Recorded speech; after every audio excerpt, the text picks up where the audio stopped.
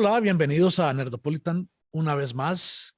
De nuevo contamos con la grata compañía de Arturo Almanza, documentalista, cinematógrafo, director de cine, y en esta ocasión nos va a contar sobre un premio de periodismo que ganó recientemente. Hola Arturo, ¿cómo estás? Hola, ¿qué tal Andrés? ¿Cómo estás? Muy agradecido de estar aquí en Nerdopolitan otra vez. Bueno, vamos directo al grano. Cuéntanos cuál fue la noticia con la que ganaste este premio de periodismo con tu grupo con el que trabajas. Sí, Andrés, ganamos el Premio Nacional de Periodismo del Círculo de Periodistas de Bogotá el 2022. Es un premio bastante clásico, tiene 40 años y lo ganamos por la ruta de los migrantes haitianos en Colombia. Entonces ganamos la categoría reportaje para televisión. Y cuéntanos un poco, bueno, bastante, que es lo que queremos saber, la noticia, en qué consistía, porque fue una noticia importante que merecía este premio. Sí, mira, lo que pasa es que es una cosa muy extraña que no había pasado en Colombia. Aquí ha habido, digamos, migración, digamos, casi siempre hacia afuera. Y en los últimos años ha habido una migración hacia adentro, pues, de venezolanos. Pero en este caso era una migración muy extraña porque eran haitianos, pero entraban por el sur de Colombia. Haití está al norte de Colombia, es una isla que está al norte, bastante lejos, en el Atlántico. Entonces era muy extraño y no se sabía mucho. Y a pesar de que estaban entrando por miles. Entonces, digamos, RTBC, el canal con el que trabajo, Radio Televisión de Colombia, nos comisionó a mí, a una periodista y a un productor de campo que fuéramos a ver qué estaba pasando. Entonces realmente fue muy interesante porque fue muy documentalista, hecho con una sensibilidad documental y fue hecho basado en rumores. Entonces, hay rumores de que están en la frontera, entonces, como son ilegales, no son muy visibles. Ellos se esconden, tienen miedo, los persiguen, los roban. En todo caso, ellos venían desde el sur porque ellos venían desplazados de países como Chile y como Brasil. Ellos salieron legalmente a esos países. Son gente muy trabajadora, son súper trabajadora, trabajan como 12 horas al día. Eh, Obviamente todo lo que pasa con los migrantes, les quitan la salud, les quitan todas esas cosas, les pagan menos. Ellos sí fueron a Brasil a construir los estadios para el Mundial y también fueron a Chile también y entraron legalmente. Pero en el momento en el que unos mercenarios colombianos Qué mandaron, pena una pregunta. Ellos cuando ¿sí? entraron a Chile y a Brasil, ¿fue con asilo político o con asilo de qué No, tipo? ni siquiera les respetan como asilo político, no, fueron como un proceso legal, tenían visa de trabajo legal, entraron legalmente porque digamos que Haití ha sufrido muchísimo, históricamente ha sufrido muchísimo de pobreza y fuera de eso hubo dos terremotos. Entonces, pues claro, el país estaba devastado, entonces de alguna manera hubo como solidaridad de los países de dejar una oleada de migración legal para trabajar. Pero entonces digamos que ellos no, sienten que no han podido progresar, que llevan años trabajando y no han podido ni siquiera tener un sistema de salud, nada de esto. Entonces, pues ellos están desesperados. Y en el momento en el que estos mercenarios asesinan al presidente, el país queda en caos. Como el Ah, país espera, queda en espera, caos, espera un momento. Mercenarios, ¿te refieres a el hecho de sí, los paramilitares mercenarios colombianos que asesinaron al presidente de Haití? sí, hay que mencionar un hecho histórico que golpea a Haití, que, que después de que este país es devastado por pobreza, por terremotos, y tienen un presidente, eh, unos mercenarios colombianos que se reunieron en Miami, y si esa fue la escala antes de ir a Haití, fueron allá y mataron al presidente. Y mataron al presidente y generó un caos tremendo. Inclusive se dice que torturaron al presidente, pero en realidad la cosa es muy escabrosa. Le sacaron un ojo para poder entrar a la bóveda de oro, para poder hacer el reconocimiento de ojo y poder abrir la bóveda de oro y se robaron las reservas de oro del país. De eso casi no se habla. Pero bueno, eso generó un caos en ese país. Entonces, la mayoría de los haitianos son gente muy trabajadora. son gente súper honesta, y ellos todos trabajan, digamos, para las generaciones de arriba y de abajo. Trabajan para sus hijos, para sus padres, para sus abuelos, y en Haití se está pasando mucha pobreza. Entonces ellos tenían permiso legal de trabajar en estos países, pero cuando sucede este desastre del presidente, el país queda en caos, los países tienen miedo, dicen, ustedes se largan, y los echaron, los echaron. O Entonces sea, aquí se acabó la solidaridad. se acabó la solidaridad, entonces empezaron a decirles, ustedes se van. Inclusive había gente que llevaba 7 años trabajando, por ejemplo, en Chile, y no tenían ni siquiera derecho a la salud. Entonces uno de ellos me decía, mira, yo tengo una hija de 4 años, yo no quiero que mi hija se enferme y que le pase algo y yo no la pueda llevar ni siquiera a la salud. Él, por ejemplo, trabajaba haciendo piscinas. Él dice que él solo era capaz de hacer una piscina.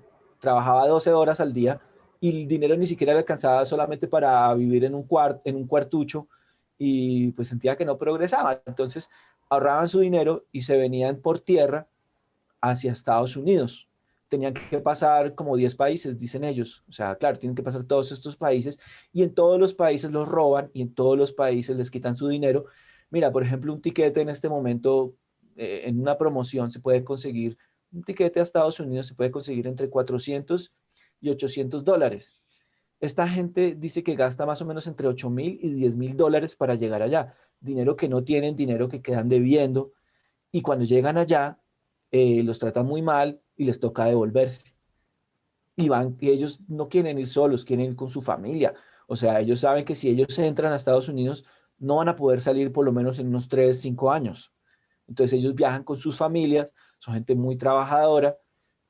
No es, digamos, como esa imagen que se tiene de que los migrantes, los ladrones, no sé qué, son gente supremamente honesta. Es gente que prefiere, por ejemplo, inclusive decían que cuando les ofrecían ayuda a veces, decían, gracias, ofrécele la ayuda a alguien que sí lo necesite más, así tengan hambre. De hecho, ellos prefieren, por ejemplo, aguantar hambre que poner a su familia, por ejemplo, a dormir en la calle.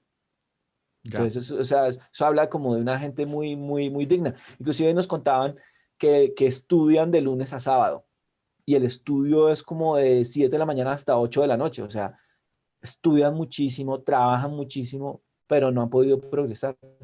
Sin embargo, tu experiencia con los haitianos que conociste en esta experiencia documental, pero ¿hay alguna prueba de que ellos hayan sido como delincuentes en Chile o en Brasil? O tú crees que fue puro prejuicio y puro miedo este acoso hacia los haitianos? Sí, yo creo que es miedo y prejuicio, porque digamos que muchos dicen que hay mucho racismo en Chile. Dicen que hay mucho racismo, que los discriminan, que no les quieren vender cosas, y lo que siempre pasa con los inmigrantes, los abusan, digamos, del trabajo de ellos, les pagan como el 40% de lo que de lo que se le pagaría a un trabajador ganando el mínimo, ¿no? Y pues no se tiene, digamos, así como cifras, digamos, de aumento de delincuencia en estos países a raíz, digamos, de la migración de los haitianos. Entonces ellos, digamos, sufren un poco, yo lo sentía un poco como la diáspora, lo que pasó con los judíos cuando empezó la Segunda Guerra Mundial. Dicen, los judíos son indeseables, se quedan sin pasaportes, entonces se quedan vagando por el mundo hasta donde puedan encontrar un sitio, ¿cierto? Y entonces allí hay gente talentosísima haciendo cualquier trabajo, buscando una oportunidad, y los países los consideran ilegales. Entonces, ¿qué pasa? Cuando eres ilegal es muy difícil todo, todo es más costoso. Eso que te decía, por ejemplo, del tiquete, solamente pagar $2.000, por ejemplo, para llegar desde Brasil hasta Colombia, cuando hay tiquetes en $400, ¿sí? Y venirse por todas las fronteras en donde te vienen robando, vienen abusando de ti, las autoridades, la delincuencia común, les quitan todo, su dignidad, bueno, en fin, entran hasta por la selva, entran por todas partes. Y cuando vienen, por ejemplo, a Colombia, la frontera de Ecuador con Colombia estaba cerrada por temas de COVID y por temas económicos. Entonces, en el momento en el que entran a Colombia, ya son ilegales, a pesar de que hay tratados internacionales después de la Segunda Guerra Mundial que dicen que los países tienen que apoyar a los migrantes porque la migración no es un delito. La migración no es un delito, es una condición y es un problema, digamos, a raíz de un desastre, ¿cierto? De un desastre de la gente. Ellos no es que ellos quieran estar por ahí gastando su dinero y aventurándose, ellos quieren simplemente trabajar y vivir. Les Entonces, gustaría la estabilidad. sí, y entonces el país, Incluso por que fue, es ejemplo, una estabilidad que incluso fue empeorada por algunos mercenarios y algunos supuestos miembros activos del ejército colombiano al asesinar al presidente, ¿no? Tengo entendido que sí, algunos militares activos estaban entre entre los mercenarios. Es real esto? sí, es una cosa terrible, o sea, digamos, es todos esos mercenarios, uno puede decir, es que son un grupo de desadaptados, pero es gente que ha recibido, digamos, entrenamiento militar en Colombia, es gente que ha recibido, digamos, a partir de nuestros impuestos, ha recibido, digamos, como un entrenamiento en armas y también de financiación también de los Estados Unidos y en muchos países, y esta gente son como Ronins, ¿cierto? Son, ¿cómo se dice? Samuráis sin señor, ¿cierto? Entonces andan por ahí al mejor postor, ¿cierto? Entonces no solamente aquí, inclusive los contrataban de escoltas en todas las guerras, en Irak, cuando la guerra de Serbia y Montenegro, de todos esos países, en todos lados han estado. Entonces eso habla, digamos, como también de un problema también que se está generando aquí también de especialistas en guerra. ¿Cierto? Bueno, y ese pensamiento, digamos, como guerrerista del mundo, los ha afectado a los haitianos. De hecho, Haití fue el primer país de América en liberarse. Fue un ejemplo para todos los otros países. Incluso se liberó primero que Estados Unidos, ¿cierto? La Y independencia de Haití fue antes de la de Estados Unidos. sí, inclusive fue el primero en América y lo ha pagado muy caro. Todavía lo sigue pagando, digamos, como ese atrevimiento. Entonces, digamos que las cadenas no se han roto. Y también hay un racismo sistemático en toda América. Sí, hay un racismo sistemático. O sea, hay gente que no los considera iguales que nosotros, iguales en derechos. Eh, Tanto que, por ejemplo, se hablaba, digamos, con la libertad, la igualdad y la fraternidad en la Revolución Francesa. Y después viene Napoleón y les manda un regimiento gigante para acabar, digamos, con ese foco de libertad de Haití. Y ellos resistieron, y resistieron tanto que Napoleón tuvo que aceptar que no decir, ay, son mejores y esto. Dijo, ay, bueno, sí, está bien, hagamos las partes de la libertad, la fraternidad y la igualdad, pero todavía siguen sufriendo. Es uno de los países más pobres del mundo, de los que más ha sufrido. ¿Y cómo viste ellos ahorita en Colombia, cómo están haciendo para subsistir los haitianos que Bueno, conociste? ellos viven de ahorros. Ellos no vienen a quedarse. Esto fue como, no sé, como la gran migración, así como cuando los animales en África están en el desierto y buscan los pastos más verdes. Ellos escuchan un rumor. A muchos les preguntamos, bueno, pero ¿usted cómo se enteró? Escucharon un rumor. Entonces, claro, cuando ellos ven las fotos en WhatsApp de sus amigos viviendo en Estados Unidos o en otros países en donde son gente que puede progresar, dicen, yo también quiero progresar, yo también quiero vivir bien. Entonces se vienen con sus ahorros y a lo largo del camino pues los roban, pierden los ahorros, entonces llaman a otros amigos, los amigos les prestan dinero, la gente para poder tener, digamos, estas transacciones de MoneyGram y todo esto, como no están legales, no les han aceptado su, su condición, entonces les cobran un porcentaje muy alto por recibir el dinero. Todo el mundo, digamos, que está aprovechándose Todo de el mundo los se más aprovecha vulnerables. de Sí, la de su situación. situación, de la mala situación. Bueno, algunas preguntas técnicas, como la mayoría habla francés o ya hablaban español, ya dominaban el español. Esto es una buena pregunta porque digamos que uno de los problemas más difíciles de hacer este documental es que hablan otro idioma. Muy pocos hablan español. Entonces, vienen siendo perseguidos, tienen miedo, son ilegales y fuera de eso hablan otro idioma. Entonces, establecer contacto fue un poquito difícil porque ellos tienen desconfianza. Ellos hablan, ni siquiera es un francés así como muy francés, es un francés creol, es un francés antillano. Entonces tiene como cosas muy particulares del idioma de ellos mezclado con el francés. Y los que saben, digamos, español es porque vivieron en Chile entonces saben español, o porque han vivido en República Dominicana y saben español. Otros hablan portugués, entonces por ser una lengua romance, pues más o menos nos podemos entender. Entonces digamos que ahí había una primera barrera. Y la otra, tenían miedo de que sus familias lo vieran en esta condición. Muchos de ellos le dicen a su familia, bueno, me voy a trabajar y se pierden. Entonces dicen, ¿qué le habrá pasado? No, pues debe ser que perdió el celular, perdió comunicación, pero en realidad ellos empiezan esta aventura, entonces no quieren asustar a sus familias en Haití, entonces no quieren ser televisados, que dicen, no quiero que nos vean en estas condiciones. Y lo que te decía, si prefieren no comer antes que dormir en la calle, mucho peor que lo vean en estas condiciones. Claro, tienen Entonces un ahí, sentido del orgullo, sí, digamos que intacto y a veces contraproducente para sus necesidades, ¿no? sí, exacto, exacto. Es una cosa como de dignidad también, ¿no? Como que a veces no lo entendemos, digamos, que aún estando en estas condiciones tan difíciles, tienen una dignidad muy, muy fuerte. Pero son muy lindos, o sea, son muy inocentes, tienen una visión también de la esperanza muy grande. O sea, pueden estar en la peor situación, los pueden haber robado, pueden estar con sus hijos sin comer, pero ellos saben, tienen esperanza que todo va a ser mejor y que van a mejorar. Y su sueño es mejorar su país, es construir otra vez en su país, no es quedarse. Ellos de pronto van a vivir en Estados Unidos 10, 15 años, pero van a volver hasta a su país a construir. A Ese es su reconstruir. sueño, mm, Tal vez a ahí construir tienen que nación. reconstruirlo. Han tenido que reconstruirlo muchas veces, ¿no? Sí, y a construir nación, o sea, como a mejorar sus condiciones. Ese es su sueño. Más que Bueno, mejorar solamente como ellos, quieren mejorar su comunidad. bueno, si hacemos la cronología, el momento en el que asesinan al presidente, ese, ¿en qué mes cayó? ¿Eso fue el año pasado? En qué mes? ¿Eso fue como alrededor de No julio, estoy agosto? seguro. No estoy seguro. No estoy seguro en este momento, pero eso fue muy, muy. O sea, lo 7 de pregunto, julio. 7 de julio. 7 de julio. Ah, o sea, eso fue Sí. como después del cumpleaños de Uribe.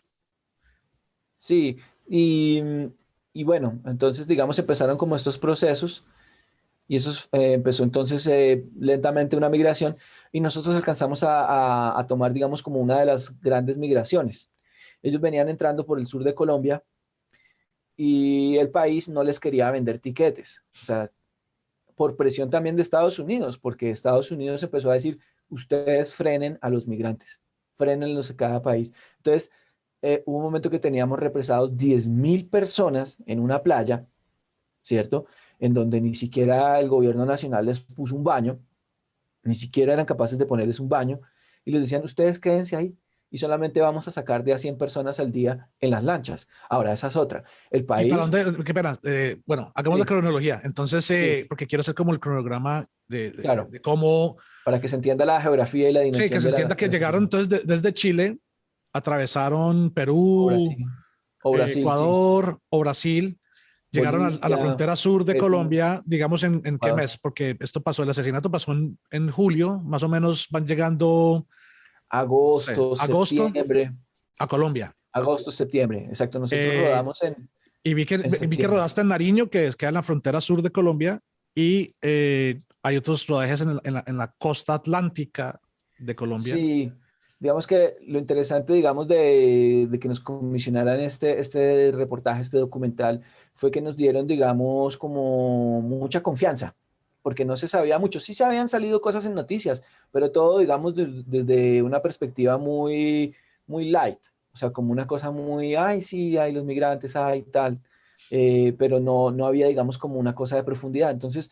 nos comisionaron a ir desde donde entraban hasta donde salían. Entonces, ese camino son 1.700 kilómetros, 1.700 kilómetros por tierra.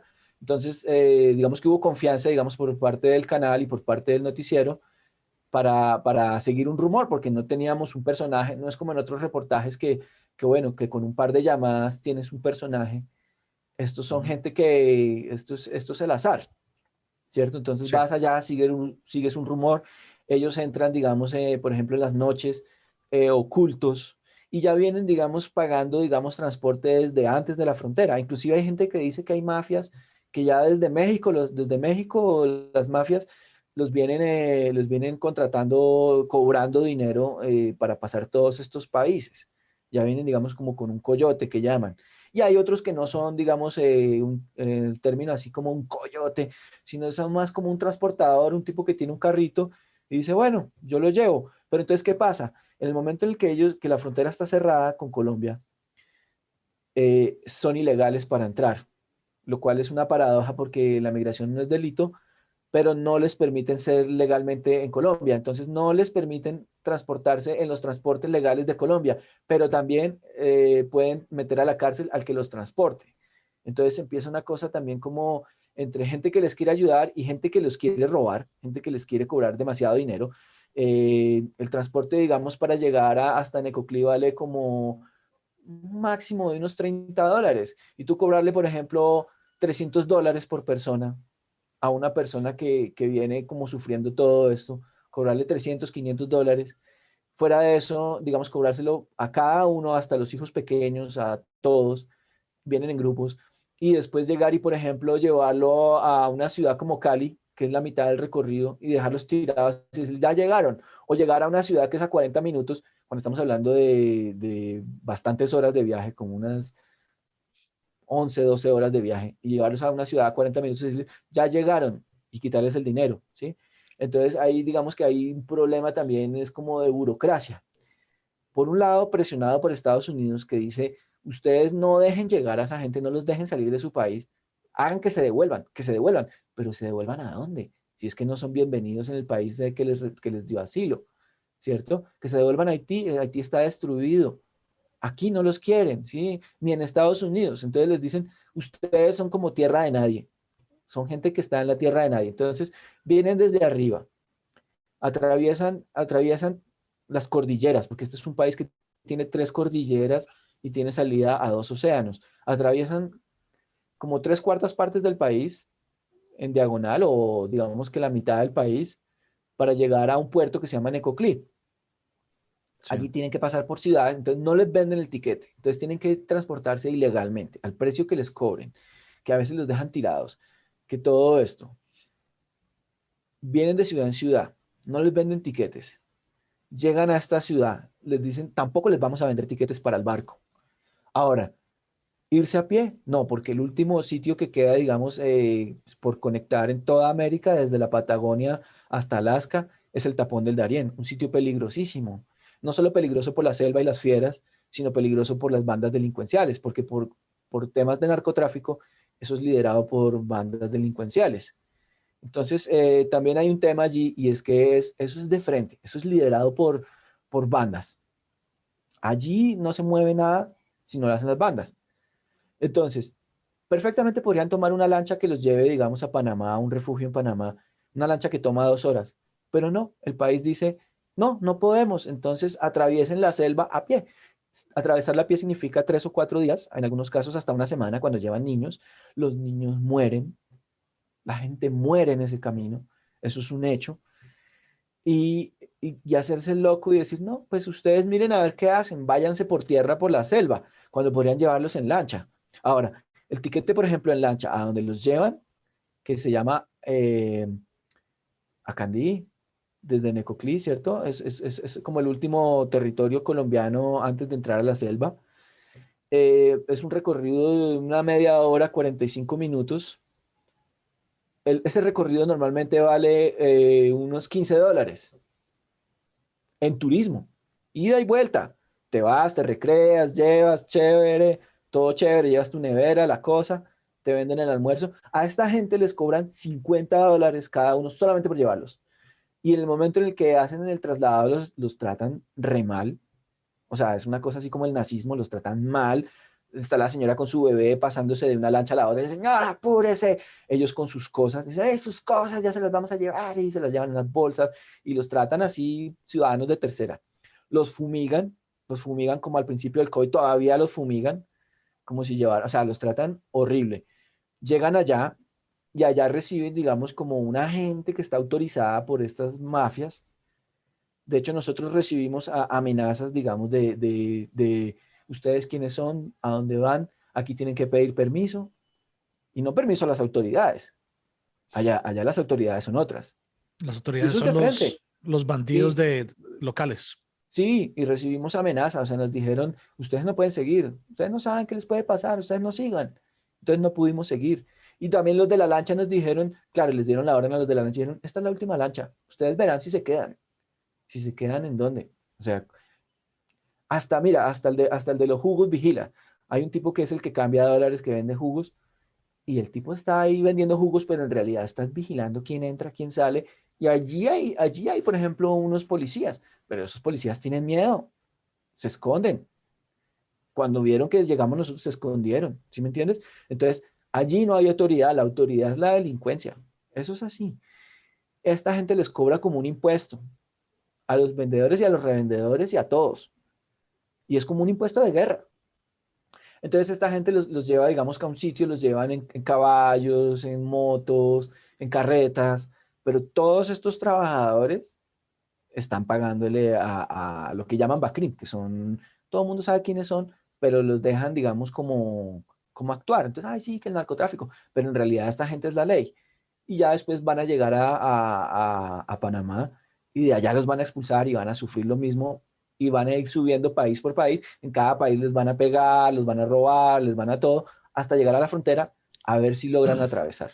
Es la política de exterior de Estados Unidos. Es la política exterior de Estados Unidos es sociópata, psicópata y doble moral porque la orden de contratar a estos mercenarios colombianos y salió de Estados Unidos, salió de la Florida, tengo entendido. Sí, de hecho se Es una reunieron en política Miami. exterior de desestabilizar toda América Latina, pero cuando llega hasta sus fronteras, los resultados de esta intervención rechazan cualquier ayuda a las víctimas que ellos mismos generaron. Sí, Entonces, y es digamos que algo que es angustiante y da rabia porque la gente ignora esta política exterior, o sea, la ignora y la permite. Los países latinoamericanos deberían unirse más y hacer como un llamado de atención a Estados Unidos de que ellos siguen interviniendo en todo lo que tiene que ver con América del Sur y cuando llega a sus fronteras los resultados de esta intervención la opacan, les destruyen las vías a los inmigrantes.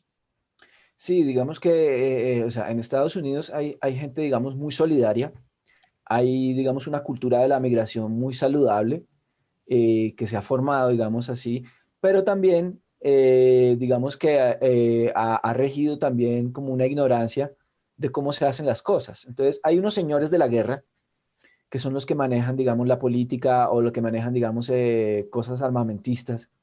Entonces, son los que les interesa la guerra. No estamos diciendo que la Y algunas población, corporaciones también para sí, los mantener la mano de bancos, obra inclusive. barata. Inclusive había una campaña en Estados Unidos que era como, ¿sabe usted qué hace su banco con su dinero? Muchos venden armas y de frente, o sea, no tienen que, obviamente hacen otras filiales, otros nombres, otras cosas, pero el negocio de muchos bancos es vender armas. Entonces endeudan a los países, endeudan a la gente, venden armas, crean caos y mucha gente piensa que eso es necesario para que un país progrese y eso no es No, necesario.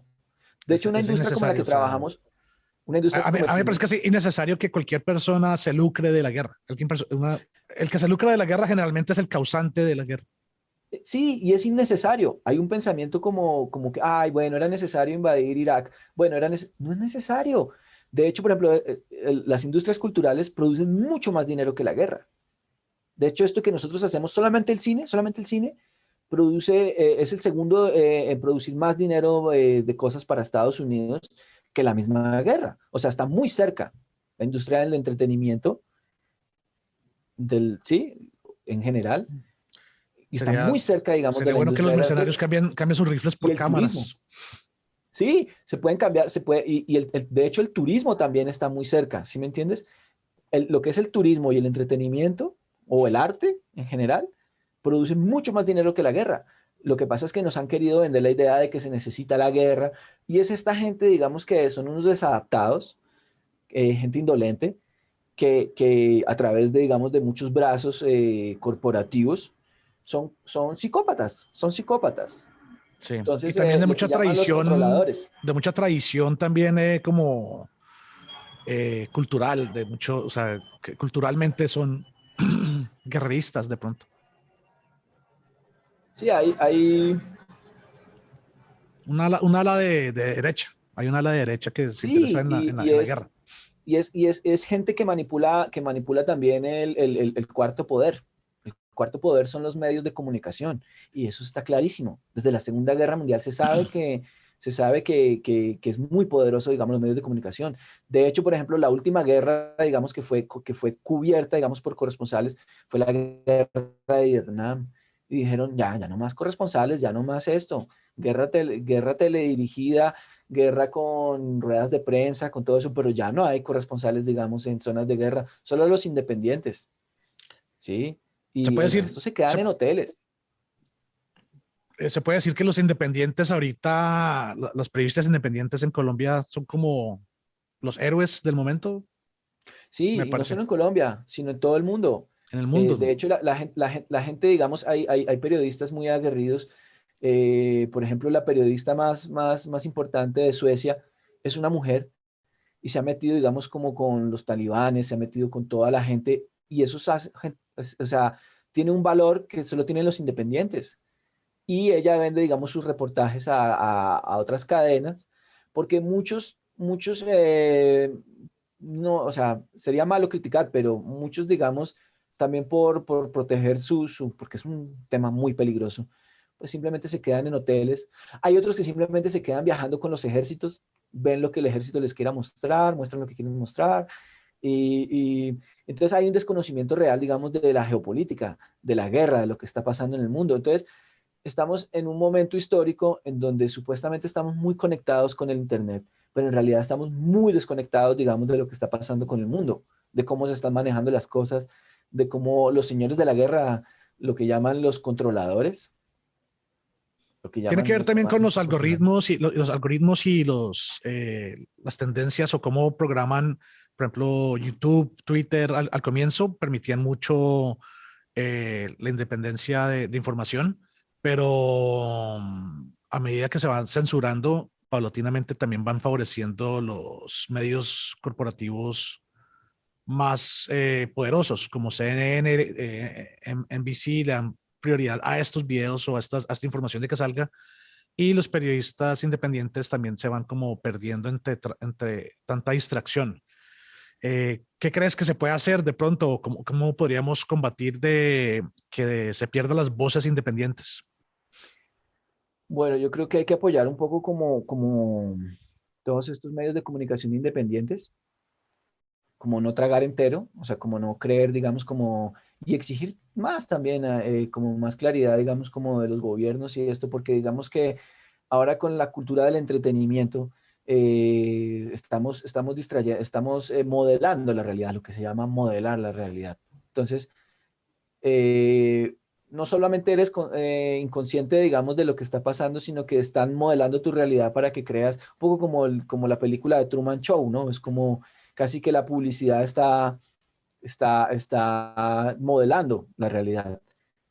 De hecho, hay un libro muy interesante que se llama Eros en el Renacimiento, 1484, y habla de cómo la nueva magia es la publicidad. Maneja un aspecto mágico. Altera La la ciencia, realidad, la sí, publicidad y la sociedad de consumo, altera la realidad. sí, o sea, digamos que el ser humano contemporáneo está muy desarraigado, digamos, de los rituales, de lo mágico, de lo sagrado, y eso es una necesidad. Entonces, ¿quién te vende esa necesidad? La publicidad. Te la disfraza de otras cosas, ¿cierto? Pero es un poder. Y eso lo sabe todo el mundo, lo saben los gobiernos, lo sabe la propaganda. Ahí hay un poder, digamos, hay poderes, hay cosas ocultas que se manejan, digamos, para modelar la realidad y nuestra percepción de la realidad. Bueno, ¿y cómo combatir la censura? Sí, eso es un tema porque ya tenemos muchos mártires, tenemos mucha gente que ha muerto.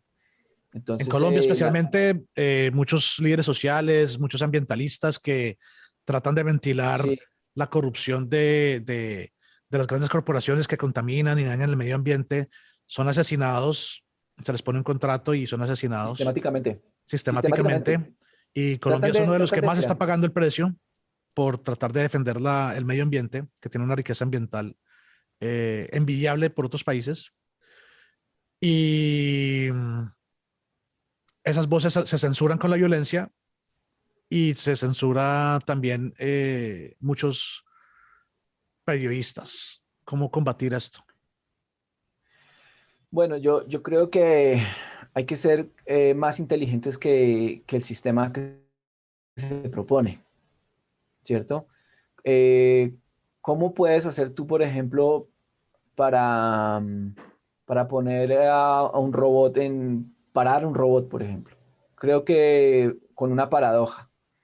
Las paradojas son eso, que te detienes a pensar y que un robot no puede ante una paradoja. Yo creo que está por ese lado, está por el lado de lo paradójico. También, digamos, a lo largo de la historia ha funcionado muy bien el humor, ¿cierto? La caricatura, el humor, todo esto, el bufón, ¿cierto? Es como que casi que están a punto de cortarle la cabeza, pero él dice la verdad, la fábula, ¿cierto? La fábula. Entonces, la fábula no trata de unos animales. En realidad, cuando habla del león, está hablando del rey y cosas así. Entonces, yo creo que hay que usar como un sistema más simbólico. Una de las cosas más importantes que ha hecho la sociedad es crear símbolos. Yo creo que hay que pararse de pronto en arquetipos y manejar símbolos, manejar metáforas, cosas así. De hecho, por ejemplo, yo trabajé en el 2003 con Jaime Osorio. Era un productor muy conocido y bueno, él decía algo que me dejó sonando, que era que las películas de época, del pasado o del futuro, en realidad no están hablando del pasado y del futuro, están hablando desde ahora. Entonces, por ejemplo, piensa en el caso de Star Wars. Star Wars es una cosa que es del futuro, que es del espacio, pero en Es del realidad está. pasado. O sea, empieza así, a long time ago, hace mucho tiempo. Sí, a long time ago, pero puede ser también en el futuro. En todo caso, está hablando de caballeros andantes, está hablando de ahora y está hablando de gente que combate el mal, ¿cierto? Está la estrella de Sí. la muerte, El está imperio. la seducción por el mal. No hay que olvidar que George Lucas maneja muy bien los símbolos, ¿cierto? Y se ha hablado también mucho de esto de Joseph Campbell y el héroe de las mil caras y Sí. en realidad él se montó, digamos, en un arquetipo que es en el arquetipo del héroe. Y bueno, todo esto. Ahí, por ejemplo, ahí hay una historia.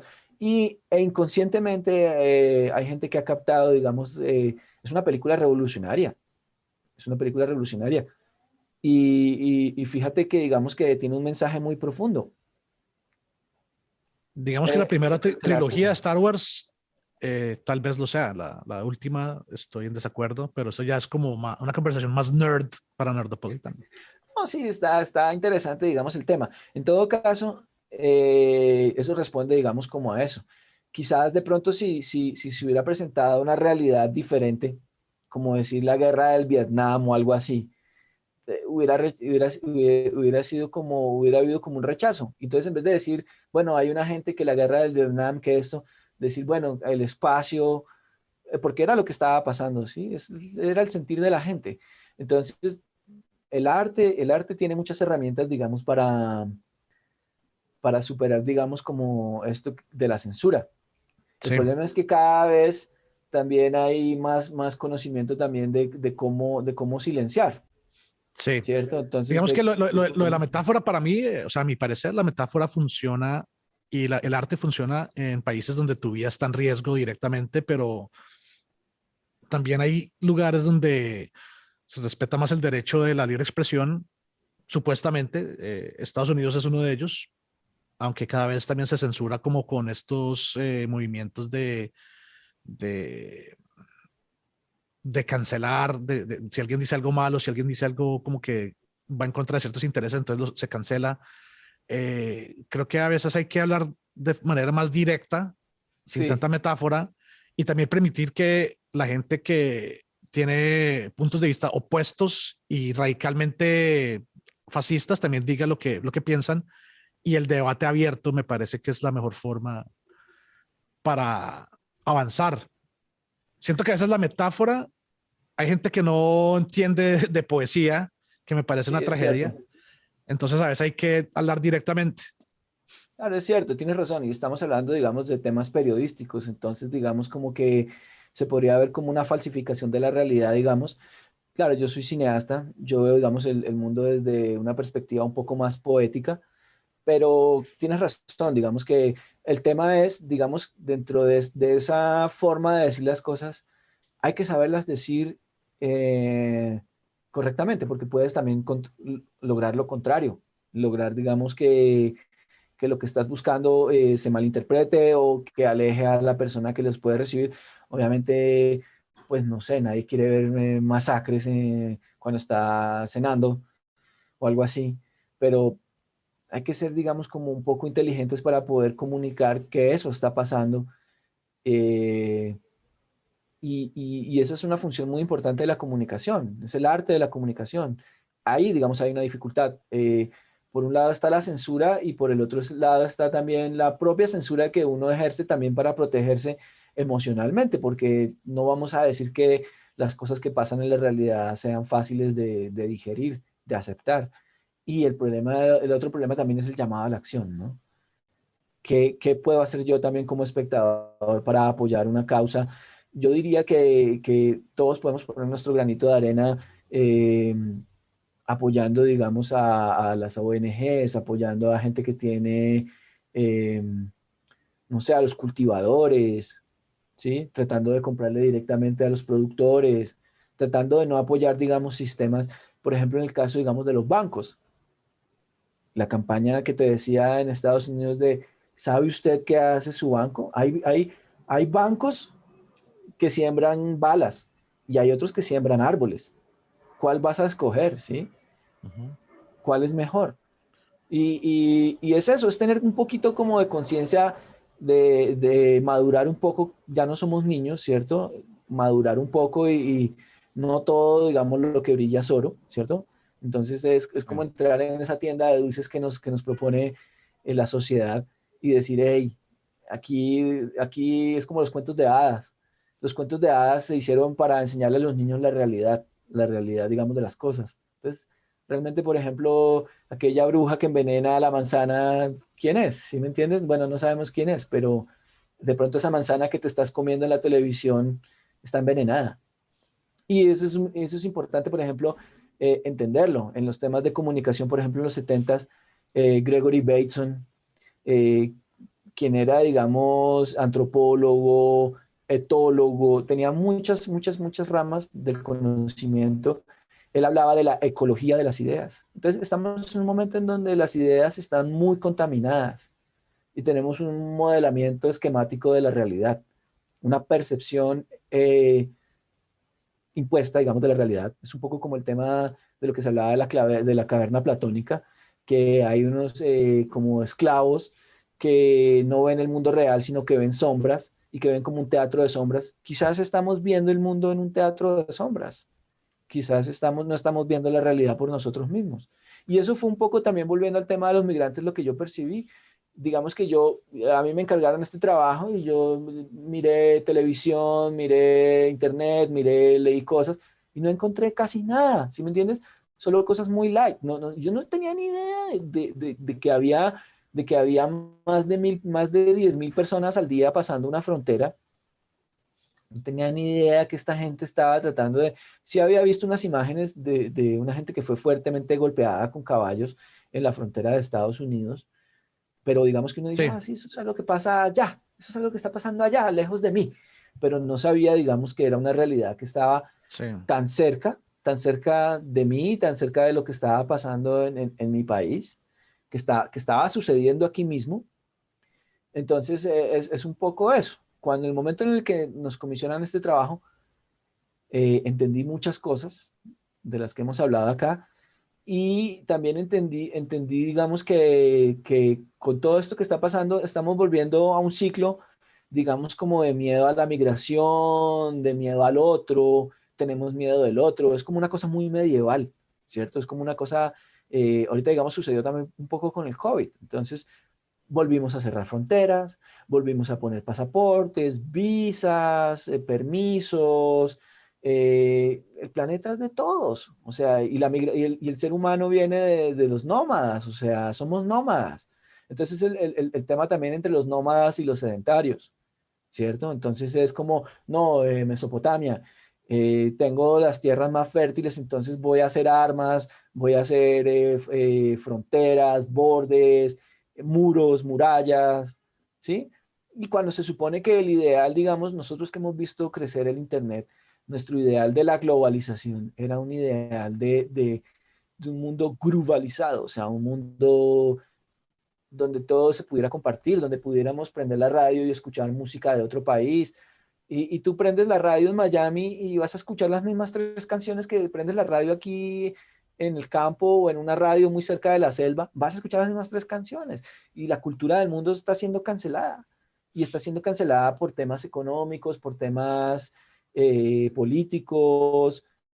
Entonces pensábamos que el mundo iba a ser más diverso, íbamos a tener acceso como a más diversidad cultural, a una experiencia cultural diferente, porque la cultura es la diferencia, Hay ¿cierto? distracciones, hay muchas distracciones Muchas distracciones. que se interponen o obstaculizan acceder al conocimiento que vale la pena, ¿no?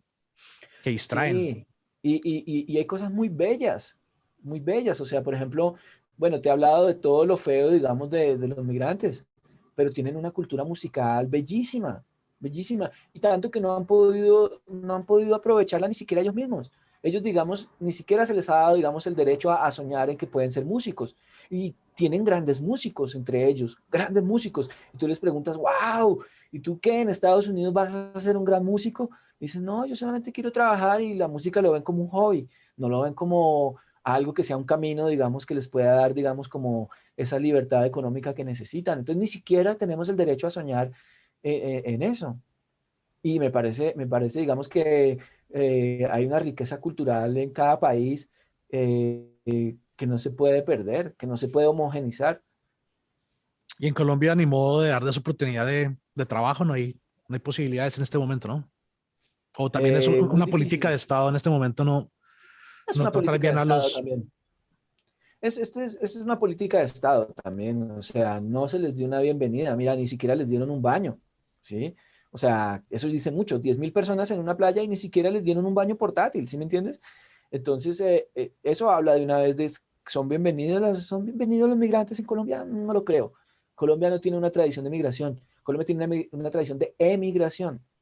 De hecho, te diría que por ahí un 25% de los colombianos está por fuera del país por un tema de oportunidades, por un tema de... Entonces nos quejamos como colombianos de, ay, me trataron mal en otro país, pero viene otra persona de otro país y lo tratas mal. Entonces es algo que no es coherente. Ahora, sí hay gente que los apoya, hay héroes anónimos, hay solidaridad, eso lo hemos visto, pero sistemáticamente no hay, digamos, una política en torno al migrante que sea, en torno al migrante de Venezuela, más o menos, ¿cierto? Porque digamos que ya nos metimos a decir que, claro, que el otro país tiene una dictadura, que no sé qué, ya como nos metimos a decir eso, nos toca políticamente responder por eso. Pero entonces vienen otros, en desgracia, y ni siquiera, digamos, les damos la mano, les ayudamos. De hecho, la política fue todo lo contrario, fue como, esa gente se quiere ir, no, reténganlos ahí hasta que Estados Unidos diga que entonces dejemos solamente salir 100 y están llegando 1.000 al día. Imagínate, entonces, imagínate tú estar con hijos y todo eso y estar, por ejemplo, un mes y medio, 2 meses en una playa sin nada que comer, en un país que es hostil y sin baños, o sea, es como, wow. Y llegan allá a otro país y lo mismo, y lo mismo, y lo mismo, y les van retrasando, y finalmente van a llegar allá y se van a estrellar con un muro. Es una cosa muy triste. Bueno, pues ha sido una excelente charla. Arturo, ¿quieres dejar algún comentario sobre las historias positivas que viste de pronto en medio de esta tragedia de los haitianos? ¿Viste cosas que, que dan esperanza, como la esperanza que tienen los haitianos a pesar de su viaje lleno de tormentos. Sí, claro, estamos hablando solamente de lo malo, pero digamos que esta gente te llena de esperanza y te estoy hablando, digamos, de una persona que recibe un salario, que vive en una casa y hay días en que uno a veces está muy bajo de nota y uno dice como, no, esta vaina del COVID nos tiene no sé qué, no nos podemos reunir y se siente uno muy mal, pero cuando uno ve a esta gente y esta gente tan llena de esperanza y con esa fuerza, con esa chispa, uno dice, wow, o sea, es inspirador, ¿sí me entiendes? O sea, es una cosa que te inspira. Y me parece que son gente como muy inocente, tienen como una inocencia de niños y eso a la vez es muy bello porque como que tienen unos valores humanos que no se puede perder el mundo, ¿sí? Y no podemos perder, digamos, como esa cosa de la solidaridad, de ser solidarios con nosotros, de ayudarnos. Este planeta es de todos. Este planeta que por el azar que unos nacimos en unos lugares o somos más afortunados por recibir de nuestros padres algunas cosas. Pienso que todos deberíamos ser más solidarios en nuestras acciones diarias, en cualquier persona. Y deberíamos ser también un poco más activos políticamente. No quiere decir que le queramos poner el pecho a las balas, pero sí hay pequeños actos como este que te decía del banco. Saca el dinero de ese banco que invierte en armas, que causa destrucción. No apoyes a Oh, ese político deja de ver que apoya la corrupción. RCN, deja de ver ese RCN que manipula las noticias. Sí, Ya deja de sí, repetir deja Betty de la ver Fea. manipulación. Betty la Fea se la resumo, es una vieja fea que manipula los números de una empresa de modas para favorecer a su jefe y después se vuelve buena y termina teniendo sexo con su jefe. Ese es el resumen de Betty la Fea. Ya. Sí, o ¿Cuántas veces sea, tienen que realmente, repetirla digamos, para borrar, para distraer de las noticias reales? sí, yo pienso que Boicot, digamos que boicot, podemos vivir en una, boicot. sí, boicot total, no vamos a apoyar a los señores de la guerra. Hay cosas tan sencillas como lo de Spotify, que sucedió también como por esta misma época. Imagínate, un tipo que se está enriqueciendo con los derechos de autor de los músicos, músicos que le cantan a la paz, que le cantan a la vida, y viene este desgraciado e invierte 100 millones de dólares en inteligencia artificial para la guerra. No hay que apoyar eso, hay que boicotear. Y eso no quiere decir que vamos a prender una bomba Molotov y a incendiarlo todo. No, simplemente es tan simple como, hey, voy a cancelar a Spotify. ¿Por qué? Porque están invirtiéndole a la guerra. Es Es una cosa tan la sencilla. democracia del capitalismo. Sí, y además, Así, mira, si ellos, estamos en un mundo las, capitalista, ejerce tu voto ejerce tu o dónde derecho inviertes tu también, dinero en pro ejerce de tu valores más derecho. importantes. Ejerce tu derecho a patrocinar las cosas buenas. Y eso no quiere decir que alimentes a cada migrante que veas. Simplemente no apoyes esas empresas que son destructoras del medio ambiente, porque hay unas que tienen una fachada muy linda y qué lindo diseño y qué linda la publicidad y están destruyendo el Amazonas. O sea, no solamente hablemos de migración, hablemos también del medio ambiente, hablemos de la destrucción del Amazonas. El Amazonas está siendo destruido sistemáticamente bajo unos esquemas, digamos, de unas firmas, que, ay, es que firmé un papel que dice que me da permiso. Dice, aquí, ¿a ti quién te da permiso de dañar un ecosistema? Un ecosistema que le da agua a todo el planeta. ¿Cómo lo vas a destruir por ganar qué? O sea, por encontrar un cobre, unas cosas ahí. O sea, eso, por ejemplo, no podemos apoyar eso. No podemos ayudar ningún plan de destrucción de la naturaleza, ningún plan que tenga, digamos, como y hay, digamos, como una gente que está muy interesada en eso. Y finalmente hay para todos. Este planeta provee para todos. Finalmente esta es nuestra casa y tenemos que cuidarla. Entonces hay pequeñas acciones, hay que ser más conscientes, ¿cierto? Hay que apenas sepas de algo que no, boicot.